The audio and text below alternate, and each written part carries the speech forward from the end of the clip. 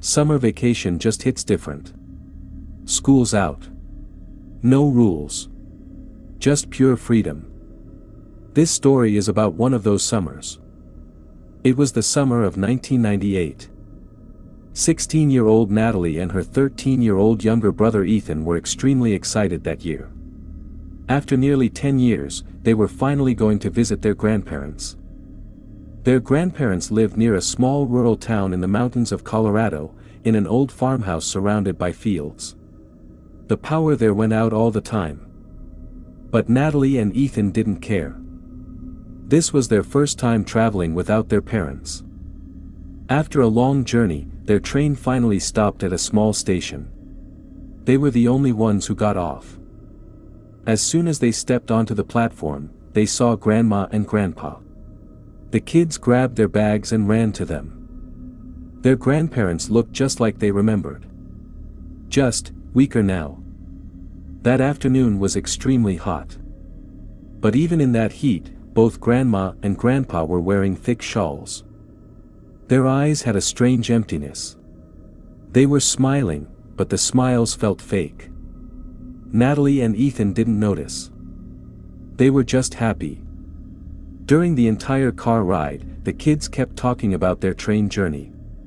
Their grandparents barely spoke. They just nodded, and kept glancing at them through the rearview mirror. After about an hour of driving through isolated roads, they reached the farmhouse. It was big. But very old. Faded yellow walls. Wild grass everywhere. It looked like no one had maintained it in years. There were no other houses nearby. It was already night, so they couldn't see much. On the porch, an old rocking chair moved gently. Even though there was no wind. Ethan joked, "This is exactly where horror movies are shot," and both siblings laughed. Inside, everything looked ancient. Black and white photos. Wooden furniture. And a strange smell.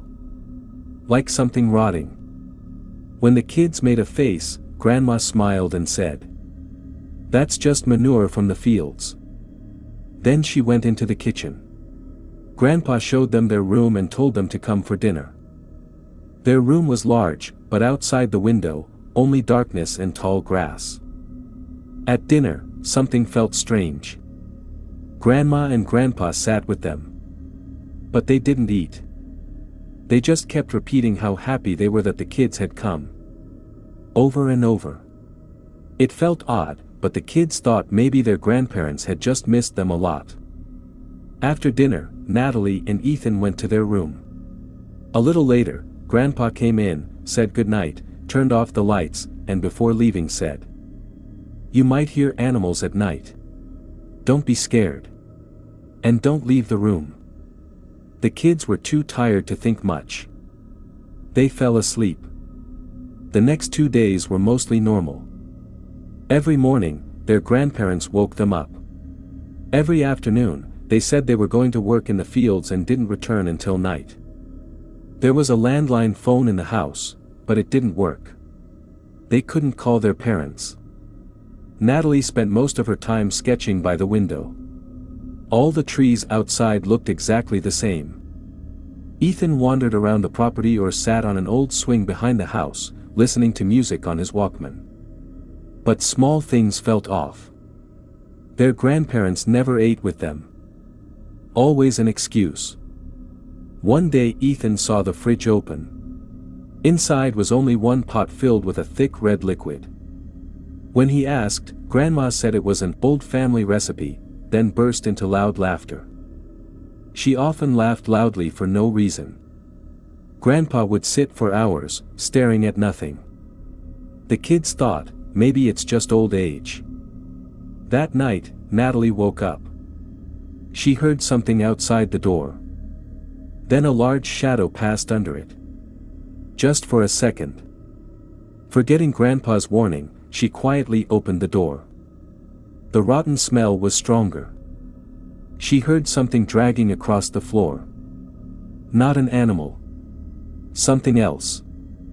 Before she could understand, a hand grabbed her shoulder. She screamed. It was Grandma. Same fake smile. But her face looked pale, almost gray. She told Natalie to go back to sleep. Shaking, Natalie returned to bed. She couldn't sleep after that. She felt uneasy about the whole place now. The next afternoon, Ethan was on the swing doing homework when he heard children playing inside the house. He looked through the back window and saw the shadow of a small boy. He went inside. No one. He searched the house. Then he noticed a black and white photo in the living room. In the center was Grandma and Grandpa. And blood was flowing from their eyes. Ethan froze. He called Natalie. When she came, the photo looked completely normal. She told him about the shadow from last night. Both of them were now terrified. What was happening in this house? There were only 3 bedrooms. Their grandparents' room was upstairs. Always locked. And the rotten smell seemed to come from there. They searched through a key ring and found a key that fit. They opened the door. The smell hit them instantly. On the bed lay 2 decaying bodies. Covering their noses, they stepped closer. Natalie saw a locket around one body's neck. The same one Grandma always wore. Her legs went weak. Those bodies were their real grandparents. But if their grandparents were dead, who were the 2 people living with them? Before Ethan and Natalie could even process what they had just seen, the room suddenly filled with the sound of children's voices. Echoing all around them. Both of them froze, then started feeling around the room, trying to figure out where the voices were coming from. While searching, Ethan accidentally bumped into an old bookshelf. But instead of just shaking, the bookshelf swung open like a door. Behind it, a hidden room. Neither of them had the courage to look inside. Then from inside the secret room, children whispered their names. Ethan. Natalie. Their blood ran cold. Terrified, they slowly stepped inside. It was pitch dark. They couldn't see anything. Then, a faint white glow appeared from the far side of the room. The children's voices grew louder. Now it sounded like many kids crying in pain. Like they were trying to warn them. When Natalie and Ethan reached the other side of the room, their fear turned into pure horror. In the center of the room was a pile of skulls. Beside it sat a ritual fire pit and strange items. The walls were covered in disturbing drawings. Drawings of a creature. Long claws. Sharp teeth. Something not human. It was obvious. Dark rituals had been performed there. As they stared at the drawings, the children's voices suddenly turned into screams. All at once. Run. Get out. Run. That was enough. They bolted out of the room. The sun was going down. Darkness was coming fast. Now they knew. The people they were living with were not their grandparents. And whatever they were dangerous. They decided to run before those things returned. They rushed downstairs to the front door. It wouldn't open. No matter how hard they tried. So they ran toward the back door. When a sound came from the kitchen. A wet, tearing sound. They looked inside. And froze. Under the kitchen sink, crouched like animals, were the 2 figures who looked like Grandma and Grandpa. They were eating something. Raw. Beside them was that same pot of thick red liquid. Their faces were covered in blood. Their teeth were long. Yellow. Sharp. Their fingernails were black and claw-like. Exactly like the drawings. They were growling. Then, Grandma's head snapped toward them. Her eyes were white. Just dark, empty pits. She let out an inhuman screech. That broke the paralysis. Natalie and Ethan ran out the back door. The old swing in the yard was violently moving. The air smelled like blood. They didn't look back. But they could hear it.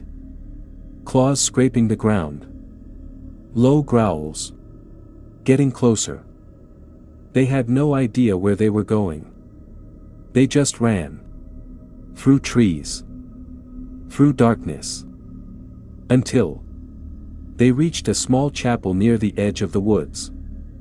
They ran inside without thinking. Collapsed. Crying. In the corner sat an old man. A caretaker.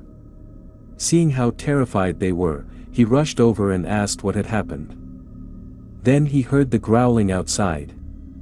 Calmly, he shut the heavy chapel doors and led the kids into an inner room. He used a landline phone and made a call. Then came back and said, "You're safe here."